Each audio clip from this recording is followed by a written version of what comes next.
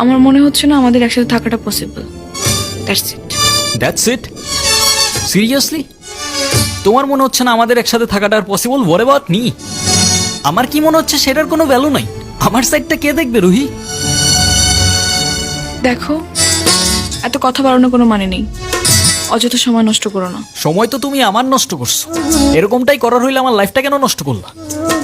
ভেঙে ফেলার হইলে সব আগেই ভেঙে ফেলতা। নাকি হুট করে এখন বেটার কাউকে পেয়ে গেছো? তোমার যা ভাবার তুমি তাই ভাবতে পারো, আমার কোনো প্রবলেম নেই। আরে প্রবলেম তোমার থাকবে কেন? প্রবলেম তো তোমার ক্যারেক্টারে।